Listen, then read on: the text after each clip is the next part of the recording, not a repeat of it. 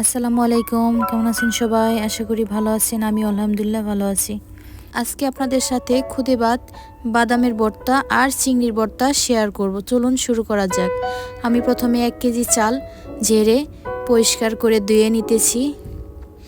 এবার কুকারে পানি দিয়ে চালগুলো দিয়ে দিলাম।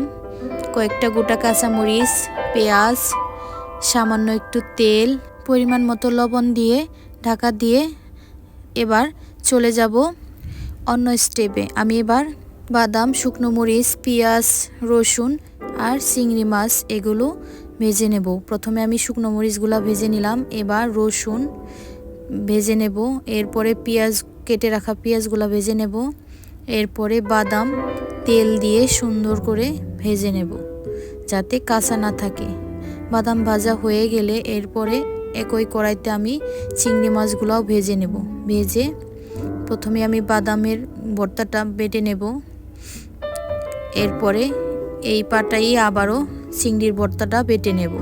এর মাঝখানে আমি খুদের ভাতগুলা একটু নেড়ে দেব, যেহেতু বলক উঠে গেছে তাই একটু নেড়ে দিলাম, নেড়ে ঢাকা দিয়ে আবার রেখে দিলাম হওয়ার জন্য। এদিকে আমার বাদামের ভর্তাটা বাটা শেষ হয়ে গেছে।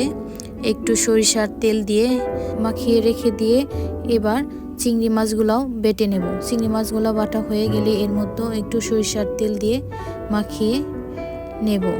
আমার দুটি ভর্তা বানানোই শেষ।